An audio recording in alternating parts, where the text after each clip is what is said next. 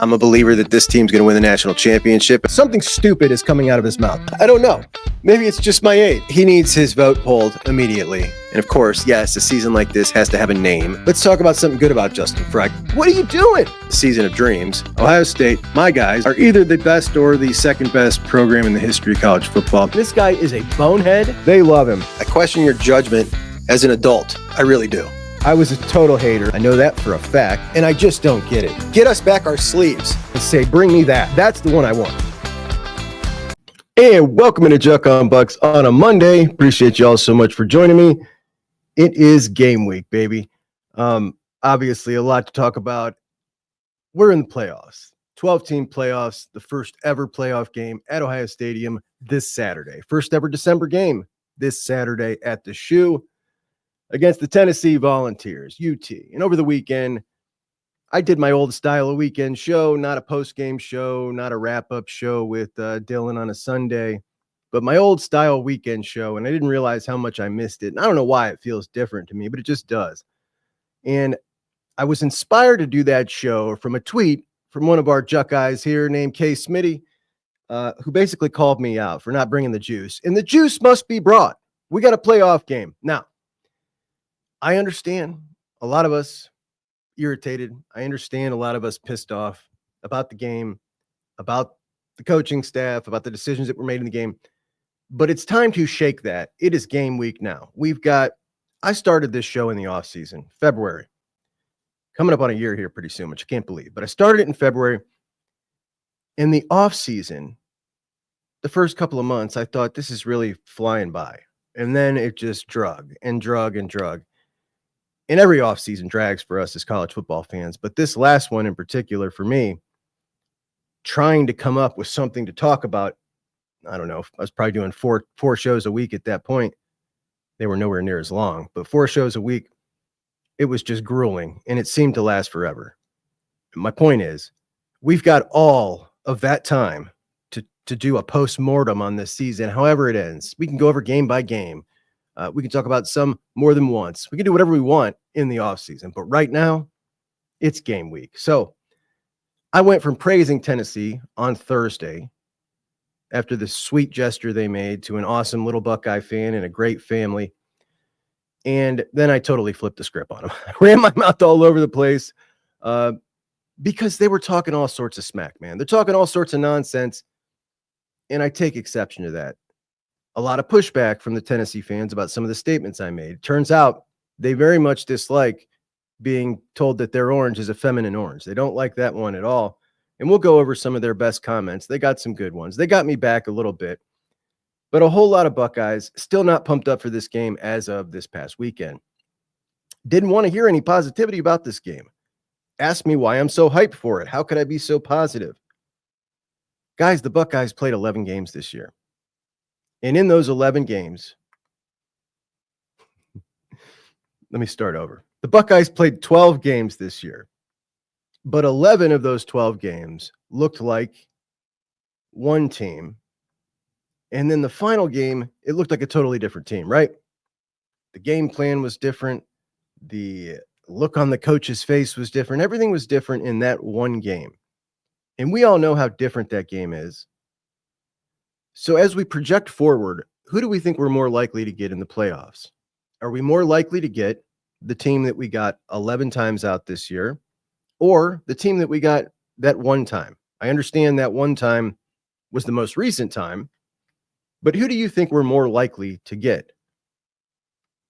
The way I approach this Tennessee game, because we have all off season, like I said, to talk about what went wrong, is I'm not going to let that game ruin my enjoyment of experiencing the 12-team playoff for the very first time.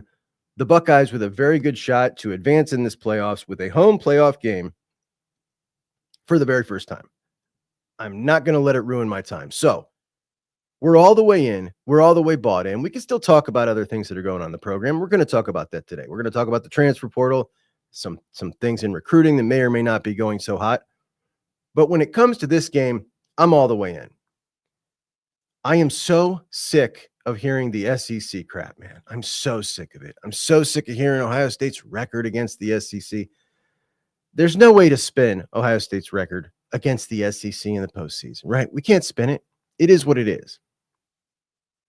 Tennessee fans are relying on this record against the SEC in the postseason, and it's given them a lot of confidence as they come up into Columbus for this playoff game. They're pounding their chest over that record. It's all in my comment. Check the comments from Saturday.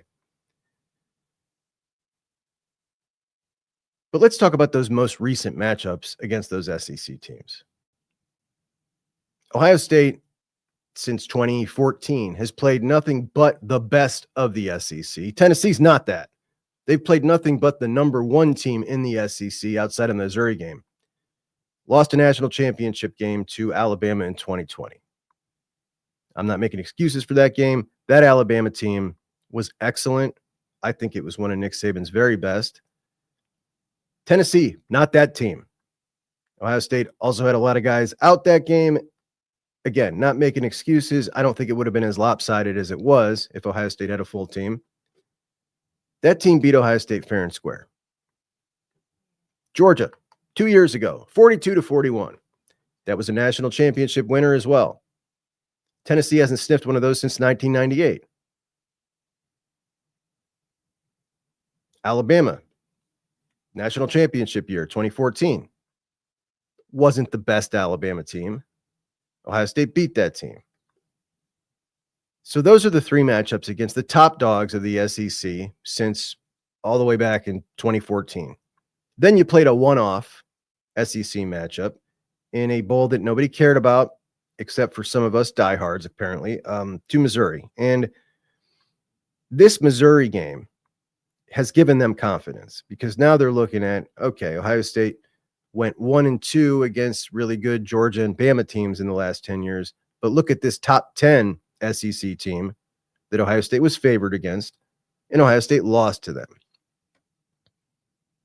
They're failing to mention that Ohio State lost to them with a backup quarterback who went down after a couple of series and had a kid who had only run scout team come in. They are ignoring that Ohio State's defense was phenomenal that game, and had they not been left on the field that entire time, wouldn't have even given up 14 points. They also, I'm sure, are not familiar with the horrendous offensive line decisions that were made during that game that led Ohio State to lose that game, that were never adjusted for. We don't need to litigate that with them or tell them about that. It doesn't matter. But what they think is any SEC team, just by virtue of playing in that conference, is better than Ohio State.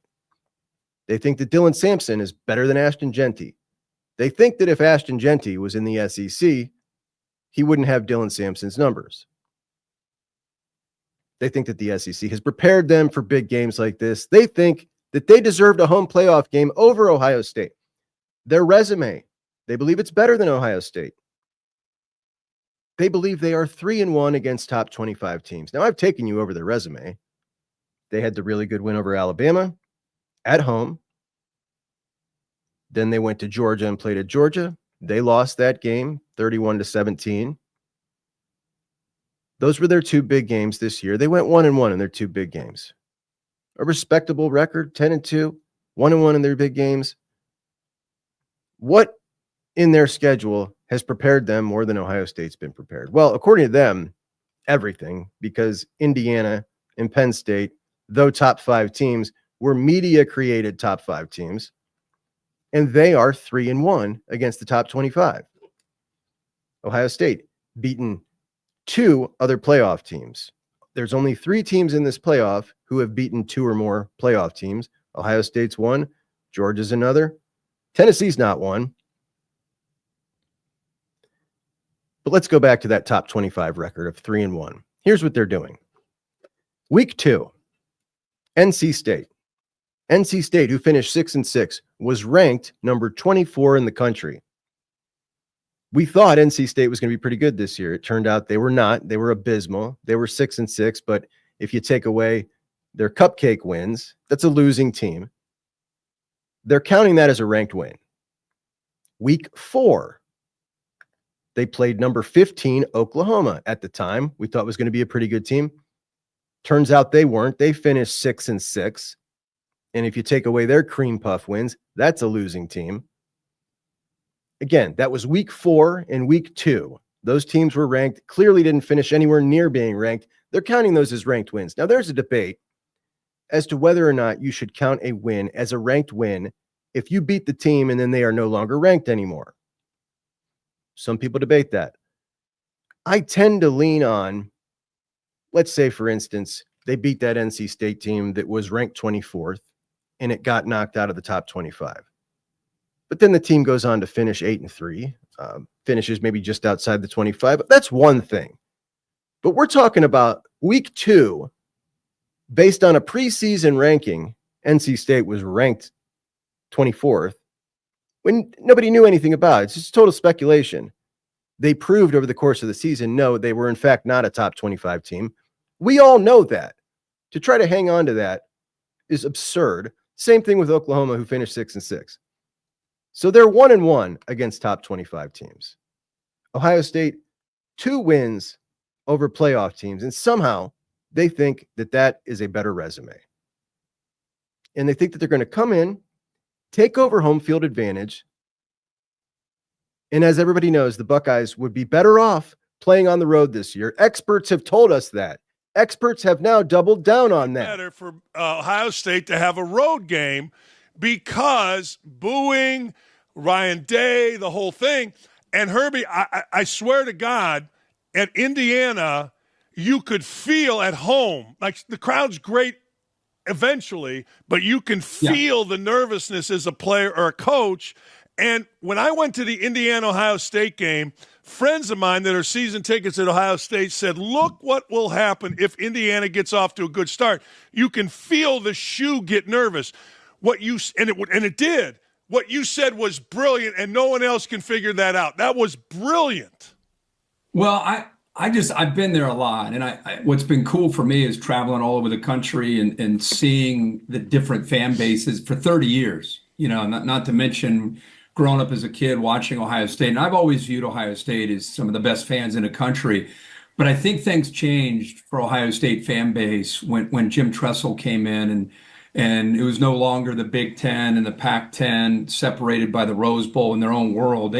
The Tressel era, they were included in, with Alabama and Miami of Florida and everybody. And when Tressel beat Miami in 2002, it became that was the goal. That was now a realistic goal of winning the national championship. And it should be, obviously, just like IU has a goal of making it to the Final Four every year. It should be at places like that.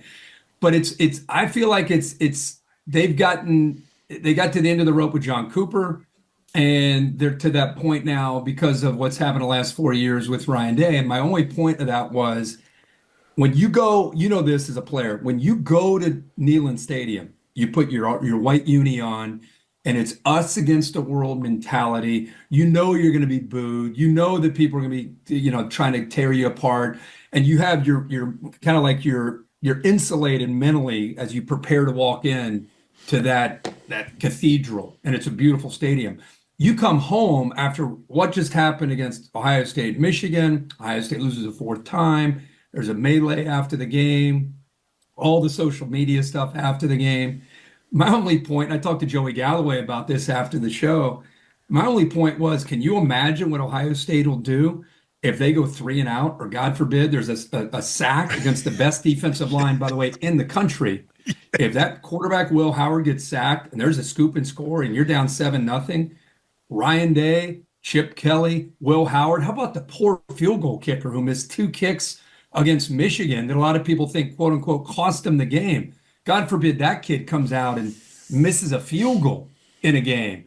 So my only point was there's so many great fans, but right now under this climate and these circumstances, I do think it'd be better for them to go on the road and deal with just the hostility of playing at Tennessee. But it is what it is. They're at home, and hopefully their fan base will be supportive, not only on great plays, but if they get down or if they deal with adversity, hopefully they'll get in their corner and try to will them to a victory if it gets that way.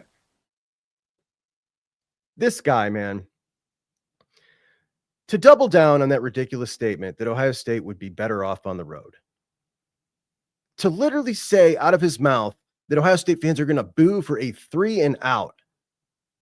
And any chance he gets to take a shot at Ohio State fans, he will. And he's doing it again, doubling down on that asinine statement that they would be better off. We all know what the record is in college football on the road versus at home. There is no way you can say that with a straight face and be taken seriously, that this team would be better off on the road. But it's a chance to take a shot at the fan base, so he takes it.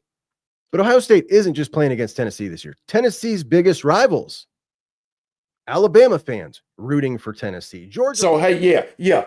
I'll be watching, and I'll be pulling for those Tennessee Volunteers. You can believe that. You can believe that. Georgia fans rooting for Tennessee. Texas fans, the ones they call UT Junior. We went over it. They're rooting for Tennessee.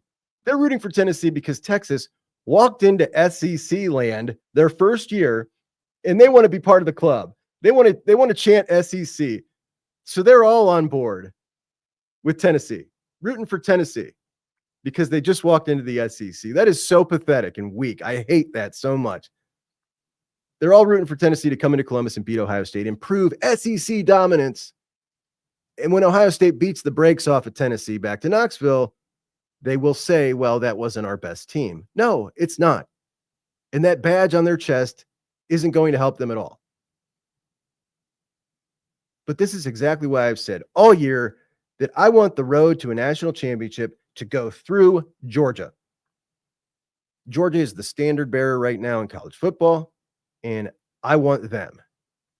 But it got even better because we got Tennessee to start. There's an opportunity out there to play Texas as well and Georgia potentially. That's a very fortunate break because whatever that record is historically, Ohio State versus the SEC means absolutely nothing in the landscape of college football if Ohio State gets the opportunity to play two of those teams, two of their best. And I believe they can win against anybody in this field, including all three of those teams. But I just can't believe the hate between Alabama and Tennessee that I see all year, that they're coming in and rallying Bama fans behind them. Michigan fans, for instance, also rallying behind Tennessee to show the difference between the conferences. Why is that? It's because there is no Northern culture football, baby. There's Ohio football. We are on our own. And I can't stand. Look, were you rooting for Michigan last year against Alabama in the Rose Bowl? I can tell you they're not rooting for us.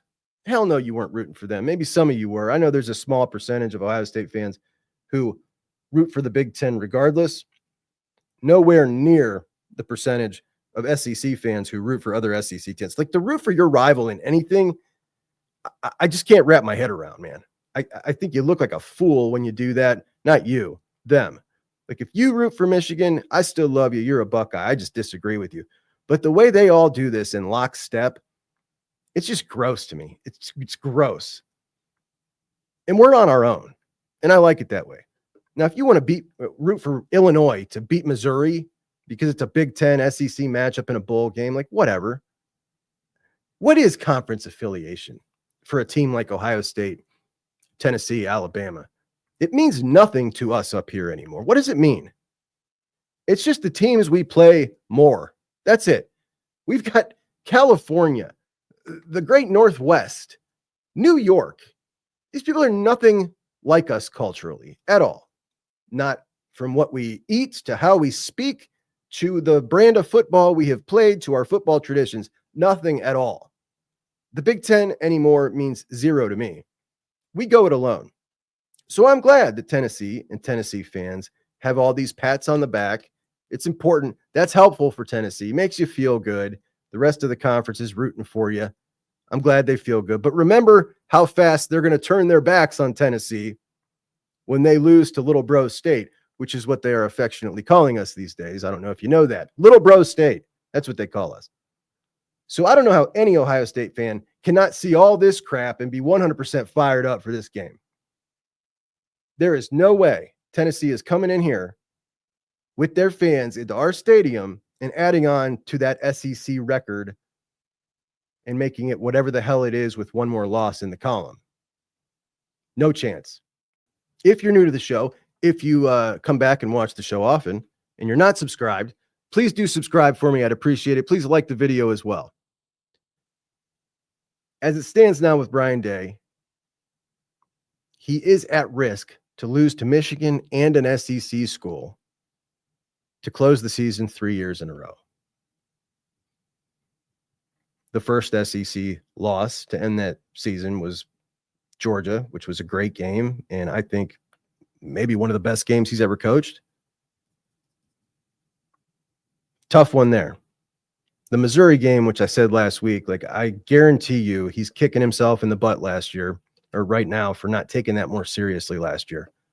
We know they didn't practice like they normally would heading into that game. They were doing walkthroughs. It was nothing like a serious playoff game practice, and it shouldn't be for bowl week. Not quite that serious, I wouldn't imagine. You want the guys maybe to enjoy themselves a little more. Maybe you want to see a little more of the younger guys. But you still want to win the game. You're playing against an SEC team, and the fact that they didn't prep to win the game, that they played around on the offensive line like they did, out of whatever the reason they did it for, it's a separate argument. We've talked about it. But the fact that they didn't do that and kind of let that one get away,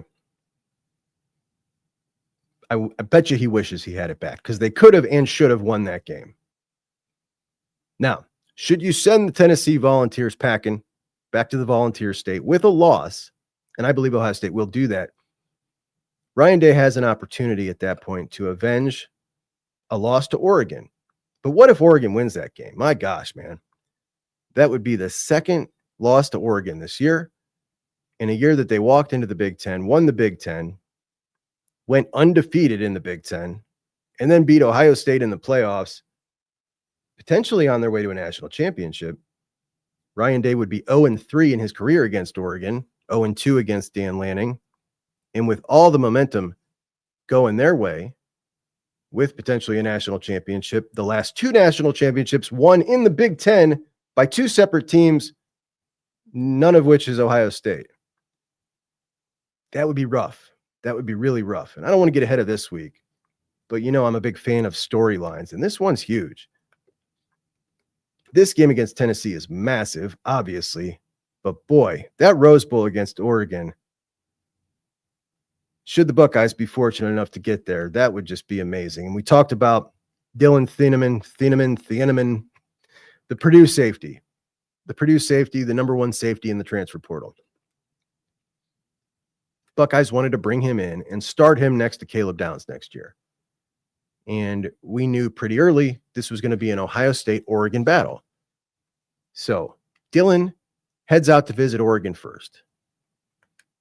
And Oregon didn't give Ohio State a shot. They didn't let him off campus until he committed to Oregon, lickety split. No visit to Ohio State. Oregon signed him. Ohio State, on the other hand, had two visitors out of the transfer portal over the weekend. And I said the exact same thing about offensive lineman Josh Thompson. We know what the priority is this year. It's offensive lineman in the portal, and there's no excuses not to stockpile these offensive linemen. Unlike previous years in the portal, definitely unlike last cycle in the portal, more offensive linemen have entered the portal because they've seen the demand and the money for offensive linemen. So they're all split city from their last destination or their last stop, and they're heading to the new destination. And Josh Thompson, one of the best interior offensive linemen in that portal from Northwestern. This is a dude we need. Now, there's other options. We don't need him. But he represents, let's get this thing rolling in the right direction. And he came to visit. Bucks are high on his list. Had other visits scheduled. My thought was, do whatever you got to do. Don't let this kid off campus. Start this off right. Josh Thompson came in, visited. Ohio State didn't get that done. And now, 95% crystal ball to Auburn for Josh Thompson. And he will be going to take his visits elsewhere. You don't got a ton of time here. You didn't spend the money on the recruiting trail. This is where you're supposed to spend the money. I'm not concerned about losing the safety. I love Jalen McLean. I like Malik Hartford. I like the safety room. It would have helped. Sure. This is where it mattered. And that's your number one target in the interior offensive line. I don't understand. I'm puzzled. The money's there.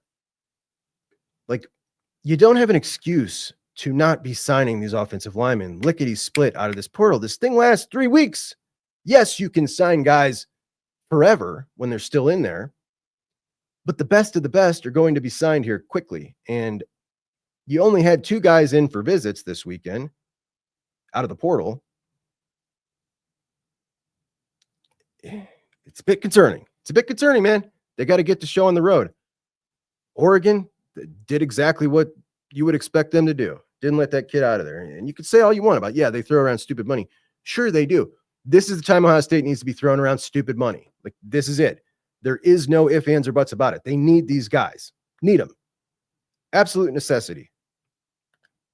Offensive lineman. You didn't spend it on the recruiting trail. Now's when you do it. They've been telling us all year. Like, now's when you do it. So we'll continue to track these offensive linemen in the portal. One of their other targets going to be signing at Vanderbilt and not going to be coming. And the other one, man. All right. So like the number one tackle in the portal, his name is Isaiah World. He's out in Nevada. Huge kid, 6'8", 310 pounds. He probably is going to come visit Ohio State. He's got other visits scheduled. That's if he doesn't, sign at another place. But they asked him, did he talk to Ohio State? Yeah, he talked to Justin Fry. What did he say in the conversation to you? Well, Justin Fry told me, this is the kid talking. He talked about guard and he talked about tackle. I want tackle. This is the number one tackle in the transfer portal. And this number one tackle in the transfer portal said Justin Fry talked to him about guard and tackle. And you got to wonder how that happens. Did he just not even know who he was talking to? You're not moving the number one tackle in the portal to guard. Like, he's 6'8" for one. I don't. Anyway, while it's not a big deal that you lose this transfer portal safety to Oregon, there's a whole lot of momentum, as we have talked about over and over again, with Oregon recruiting, and it's a dogged recruiting staff. They're really good at it. They got the financial support behind them, and they're potentially going to make a deep run in the playoffs, and who knows where that takes them. But I talked about it at the beginning of the cycle. Like, you guys told me I was overreacting, and now you've seen a whole lot of victories going their way. Decorian Moore, Naeem Offer, Dorian Brew, Douglas Utu, Dier Hill, Brandon Finney, Jordan Davison, not really, but kinda, Zaire Addison. All guys that are in Oregon's number 2 class that they beat Ohio State for. And I'm not even counting McNutt, because the Bucks never even really got their foot in the door on that. Now, it doesn't just go that way. Oregon certainly wanted Devin Sanchez, Fahim Delane, Nate Roberts, Bo Jackson, Trajan Odom. Bucks got the best of them for those guys. But they definitely got the best of Ohio State in the class of 2025. And now they're getting started in the transfer portal by beating them for Dylan Thieneman. This has got to get better, and it's got to get better fast. Whatever Ohio State needs to do to make that happen, whether it's us, we need to get our money up, we need calls to action, something's got to be done here, because we can't keep losing the talent acquisition battle to Oregon, especially with all the mojo they got right going now. Like, it just can't happen. So whoever's leading the show needs to get the message out. Like, something needs to be done here. We need to raise funds. What do we got to do? Let's get it rolling.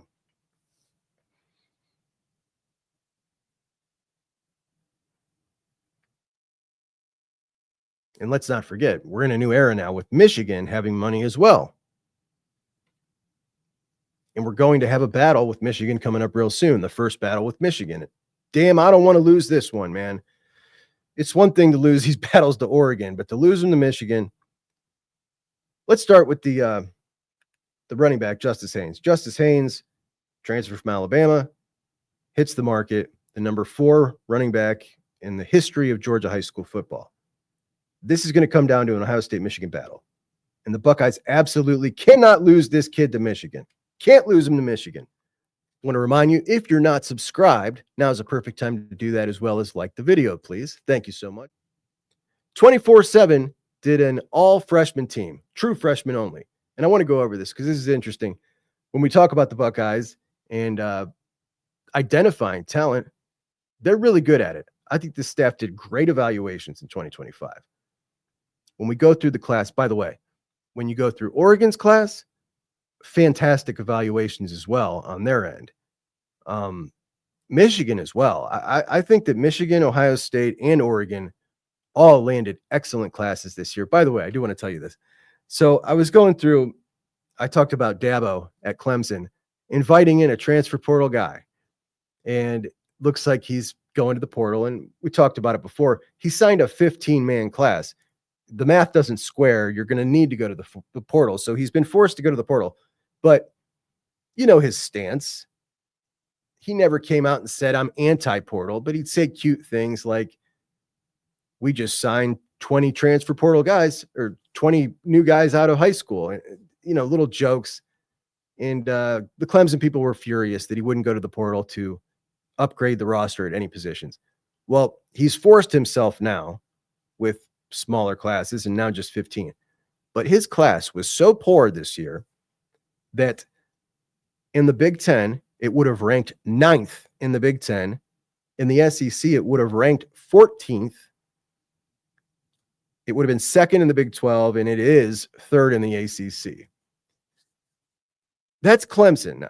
Remember, we talked about coaching staff salaries, and Clemson, between their head coach and assistant coach, was 3rd behind Ohio State and Georgia in the country. And you are signing a class outside the top 25. That's insane. So now they're going to have to go to the portal and go heavy. But anyway, the Big Ten recruiting efforts have gotten much better of recent, like much better. Bringing in Oregon, looking at what Michigan's doing.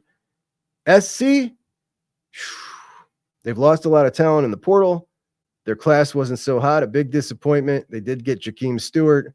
That's not going to cut it on its own, but certainly not what I expected from them. Their first year in the Big Ten, their first recruiting cycle. All right, lots more show to get to. Let's start with 24/7's True Freshman Team of the Year, led by Jeremiah Smith, the #1 True Freshman of the Year with 934 yards, 11 total touchdowns. 24/7 says Smith was simply one of the best wide receivers in the sport the moment he stepped on the field. He, of course, is joined on this team by Ryan Williams, who kind of cooled off late in the season, but finished with 857 yards. You know, he's not dealing with quite as talented of a quarterback as Will Howard. On the offensive line, we talk about Ohio State in evaluations. They went after the right guys, and you'll see that from some of the names on this list. Jordan Seaton, of course, superstar. Everybody knew he was going to be out of IMG, the #1 offensive lineman, and he wins this award on the first team True Freshman of the Year, starting for Colorado. He, of course, spurned the Buckeyes and Colorado on signing day. Might have been a couple days before signing day, when he went on ESPN and committed to Colorado. And Colorado was thought to be kind of out of the competition at that point. So that one stung. Colorado also with another guy, another true freshman, an unranked freshman lineman on this team, Cash Cleveland. Dylan Stewart from South Carolina. Bucks were real close in on him big. Sammy Brown, the linebacker from Clemson, should have been a Buckeye. He was so good this year for Clemson that they decided to add a third linebacker onto the field just to get this dude on the field. Cincinnati puts a kid on the list. Simeon Coleman, a linebacker out of Cincinnati. Safety Coy Parrish from Minnesota. This one stings, man. The kid's awesome. We knew he was going to be awesome. Got in on him late, tried to flip him, almost got him. But in the end, he stayed loyal to his commitment and to his home state of Minnesota. Got to respect it. And KJ Bolden out of Georgia, out of Buford High School in Georgia, our favorite high school, Edric Houston. But he ended up going to Georgia and had a great season. That would have been a huge pickup. But a whole lot of potential Buckeyes, or almost Buckeyes, on that true freshman list. But I ran across the top 10 highest rated talent composite teams in history, which basically goes back to 2000. And we've talked a lot about all offseason and into this season, just how talented this Ohio State roster is. Jim Tressel, Urban Meyer, the most talented Ohio State roster ever. Urban said maybe ever. But it's lacking in high-end talent. you got JJ, you got Caleb Downs, but you got a lot of NFL players, tons of NFL players. But we've seen a whole lot of Ohio State teams have several first and high-end second round guys and maybe not go quite as deep as this team. It goes deep in NFL talent, but there's not a ton of those first rounders. And in this particular draft class, we saw preseason Dane Bugler, for instance, one of the draft analysts, had 5 Buckeyes in the first round. And now he has 0 Buckeyes in the first round. And we saw a lot of guys maybe regress. Denzel Burke comes to mind. He was a potential first rounder. He most likely has, dropped out of that. But let's go over the 10 highest rated talent composite teams in the history of the rankings. Number 1, I couldn't believe it. Last year's Alabama team. Last year's Alabama team that lost to Michigan in the Rose Bowl, to me, I thought was one of the weaker Nick Saban Alabama teams. And that team, number 1 all time, pardon my phone. Number 2, 2024 Georgia. This year's Georgia team. Again, when you look at 21 and 22 Georgia, this Georgia's team doesn't look like it could hold a candle to them, but it has more 4 and 5 stars, both from the portal and from recruiting, than either of those teams. Number 3, 2021 Bama, which lost to Georgia in the national championship 33-18. Number 4, the team they played, 2021 Georgia, led by Stetson Bennett, the walk-on, a lightning rod of a player. I really liked Stetson Bennett. I love the walk-on story. I don't. Sorry, there we go. Number 5, Ohio State 2024. This team right now. Like I said, you're lacking in high-end talent from that vaunted class of 2021, which has kind of artificially inflated the number of the team talent here, because a lot of those guys, while solid and will be NFL players, you're missing some of the superstar power. But you got 15 5-stars on the current roster, 55 4-stars, and some of your younger dudes and some of your transfer portal guys, obviously the best talent. Freshman J.J. Smith, Remington Award winner Seth McLaughlin, transfer. Caleb Downs, transfer. It's, I hate it. I wish that more of these guys were, homegrown talent that we had developed. JJ walked in with that talent, and props to him. Caleb Downs, you almost got him in recruiting, but you didn't. It does kind of suck. People are really poking at us about this. Matter of fact, I'm going to share with you a comment that I got, kind of a stupid. This guy says, if you wouldn't be anything if you didn't get all your talent out of the SEC. Judkins, Quinshawn, that's the same guy. He listed him twice, 2 different names. He thinks they're 2 different guys. Anyway, number 6, 2017 Alabama, who beat Georgia. That was the game that Tua came in at the end of the game and led them to the win. I was at that game wearing Buckeye gear. The Alabama fans were cool about that. The Georgia fans gave me a lot of crap. So not very cool, Georgia fans. Number 7 and 9, this was our game, 2022 Georgia, Ohio State. These are the number 7 team. Georgia's 2022 was number 7. Ohio State's 2022, number 9 on this list in the de facto national championship of 2022. Georgia won, of course, 42-41 in what is maybe Ryan Day's best game he's ever coached. That Georgia team ended the season undefeated. Number 8, 2020 Alabama, a team that I thought, was one of Alabama's best teams under Saban, beat Ohio State in the national championship game. And it had obviously the Heisman Trophy winner, Devontae Smith, who the Buckeyes could not guard. They scored 48.5 points a game that year. And that team to me was just awesome. I didn't think anybody was beating them, and definitely not with piles of guys down when you went into the game. And I'm not making excuses. I don't think the Buckeyes would have won that game, but it would have been closer. And number 10, 2018 Alabama, who lost the national championship to Clemson. Trevor Lawrence, quarterback in Clemson, the highest overall prospect in the modern recruiting era since 2000. Number 1, Trevor Lawrence. So what do we got there?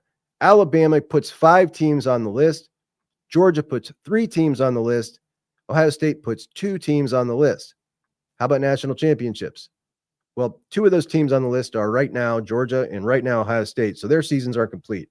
So you've got 8 completed seasons, and out of those 8 completed seasons, 4 won national championships. So 50% of these teams on that list have won a national championship. If either Ohio State or Georgia win the national championship this year, that would be 5 out of 10 on that list win the national championship. Anyway, let's hit on some more portal news, then your comments. Fahim Delane, the number 1 safety in the country per the Juckonbucks rankings in the class of 2025, committed to the Buckeyes, and during his recruitment, there was some concern that he might end up at Virginia Tech. Why? Virginia Tech is where his brother plays and has played now 2 years as a starter. Mansour Delane, starting safety, 6'1", 192, and he's pretty good. Well, they had a terrible season at Virginia Tech, and Mansour has hopped in the portal, now a Buckeye target, and I love getting brothers on the same team. That's really cool. Would love to see the Delane brothers on the team with the Styles brothers, and I do think Sonny will be back. Jesus Gomez, you remember Jesus, the kicker everybody loves, out of one of the directional Michigan schools. He is signed with Arizona State, so I was all excited. He's off the board. To my knowledge, Ohio State didn't really have much going with him, and that sucks. Would have loved to get that kid on the team. A couple of top quarterbacks have signed. Hugh Freeze, after the Peyton Thorne experiment, signed him out of Michigan State. 2 years with him down there at Ole Miss, and now he has brought in Jackson Arnold, Oklahoma's quarterback, who was benched for a portion of the year, ended up getting his starting job back. He's a gamer. The dude's a gamer, and he's got some skill, and they had a bad offensive line and a lot of receivers hurt. But I think it's really risky, and I think there was a lot more sure things that he could have gone and got. But what I want to know is, we've seen Jackson Arnold play 75% of a college football season. We know what his skill set is. We've watched him. But why is it, even after we've seen a guy play in college, that we still describe them as a former 5-star? Like, what does that matter at this point now that we've seen him play college football? We give stars to project what they will be. We're already seeing what he is in college. What does it matter? But you see fan bases get really excited about a guy who, even though he hasn't lived up to that billing, was a former 5-star. And it's so silly because those guys are evaluating high school talent. They're evaluating those kids. And sure, they miss plenty. It's just part of the game. They clearly missed on some guys, like, Jaheim Otis out of Alabama, etc., that were 5-stars. They missed on the evaluation, but we still always attach that 5-star to the guy, and I just don't get it. USC quarterback Miller Moss leaves USC, and USC is hurting, man. They're hurting. They've lost a lot. Anyway, I thought he might go to a more high-profile program. He ends up at Louisville, which feels like quite a step down from USC, but wish him the best. I think he's a pretty cool kid, and I hate it that he left because he was the kid who was all USC all his life, like a USC fan. I thought that was a pretty cool story that he got that starting job, wasn't some highly touted kid. Nebraska loses a big one, and Prince Monmielen's brother, Prince Monmielen, plays for Ole Miss, and now his brother at Nebraska is leaving to go to Ole Miss to play with his brother. It's Princewell and Princewell, and the third brother's like Prince Mike, 3 princes, Prince something, and he's going to play with his brother at Ole Miss. So Lane Kiffin signs him, and he knows how to spend portal money. He gets defensive line studs, offensive line studs. He landed the number 2 interior offensive lineman out of Arkansas. So he's got it rolling, and it's how you do it. You get it rolling quick and get your guys in. But I would seriously love to get a sweet pass rusher in this portal if we weren't spending all the money on offensive linemen, which I keep saying, but we're not spending it yet. Josh Thompson never should have gotten out of Columbus. Bill Belichick. Bill Belichick made his first big move, keeping Bryce Baker, 4-star stud quarterback from North Carolina, in the Tar Heels class. And Travis Hunter wins the Heisman in the second closest vote in a long time, edging out Ashton Genty. And I know a lot of you guys are upset, really wanted Ashton Genty to win the Heisman. I personally thought that Travis Hunter was the right decision, but I certainly understand the arguments, and I get it. But the Heisman Trophy is a garbage award anyway, though I still want some more in the program, as the Buckeyes currently tied to second most Heismans in college football history. And speaking of college football history, we've got a little comment from one of our pals here. Remember last week on the weekend show, comparing Tennessee historically to Ohio State historically. And one of the guys says, kind of like Michigan dwarfs Ohio State historically. Kind of like you're not even close to Michigan historically. That's what he said. And I'm wondering, does Tyler Mays really believe that? Like I said, I compared the top 12 categories that we usually associate with a quality program. How do we judge a program historically? 12 categories. And when comparing those 12 categories, both Ohio State and Texas beat Tennessee in 10 of the 12 categories. So when you compare Ohio State to Michigan, who wins that battle of those 12 categories? Well, that fella is apparently going to be surprised to learn that Ohio State owns Michigan. 9 of the 12 categories we use to judge a college football program, Ohio State destroys Michigan. Sorry, pal. Sorry about your luck there. But we got a pile of comments. Let's just go through them. A lot of action over the weekend. Tip Topper to Grasshopper 1196 says, Scarlet Red sounds like a lipstick shade. Scarlet Red is the most girly red on the planet. It's in the name. Big Orange Winter is coming for Ohio. GBO, that's what they say. GBO, that means Go Big Orange. We've changed it around here to GBFO. Go Big Feminine Orange. When Tennessee beats Ohio, this bozo will say Ohio beat themselves. I can't wait till Saturday.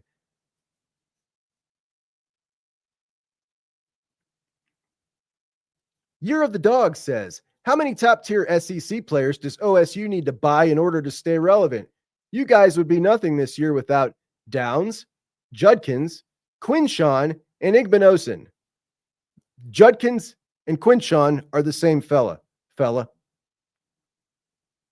Alan Saunders says, this thumbnail is pointless. Just play the game. That will decide everything. I'm sure you felt the same way about Michigan too. And of course, he's talking about my thumbnail trolling Tennessee.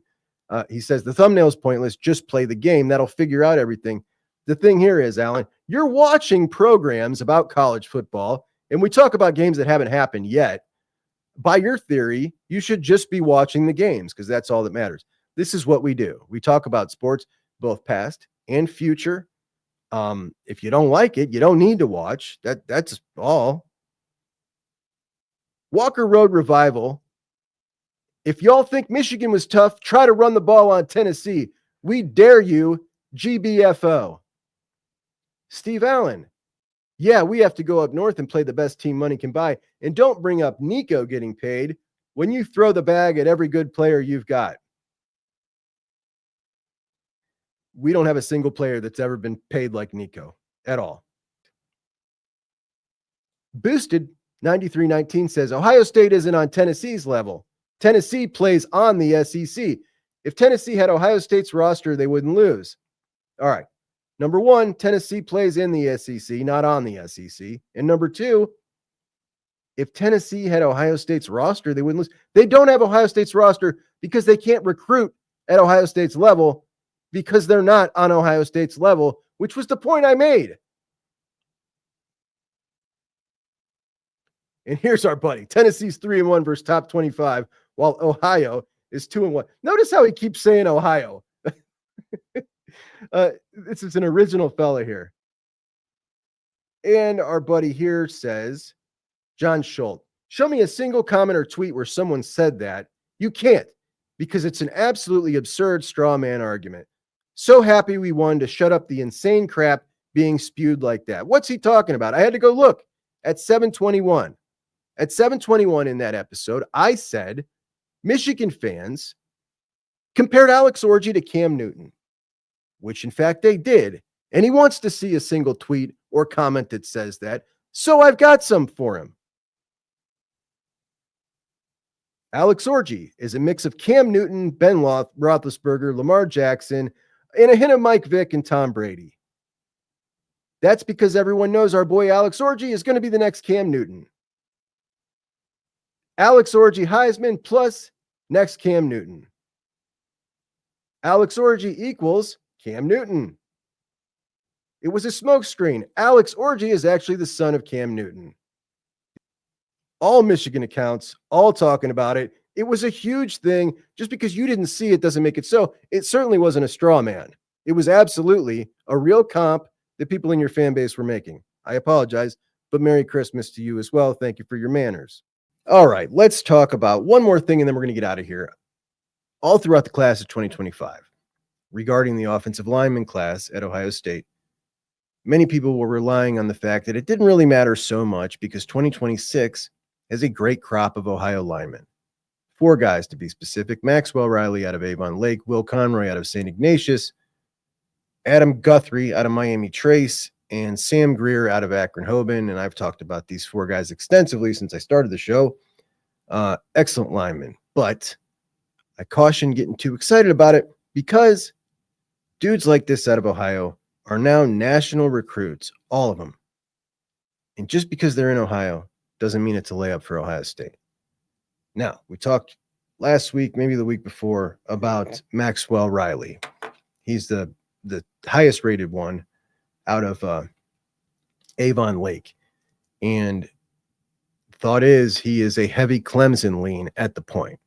So that would be losing one of those 4 guys in Ohio, which wouldn't be good, but landing 3 would be great. However, I strongly think that by the time we get back here together tomorrow, there will be another one off the board. So odds are you're looking at best at landing 2 out of those 4. That's what I think right now. So anyway, hate to end the show on bad news, but that news can all be changed around potentially should there be a change in the program at that particular position. And that's that with that. Thank you so much for joining me. I appreciate you. Please subscribe on your way out. Juckonbucks out. Hey, it's Juck. Juck? Who the f- is Juck? Juckonbucks. Juckonbucks. Juckonbucks? Juck. Juck. Juckonbucks. My guy, Juck. Juckonbucks. My buddy Juck. Juck is the Juck. Juckonbucks. Okay. Juck is junk. The Juck eyes. The Juck eyes. Juckonbucks. Junk. Juck. Not junk. Juck.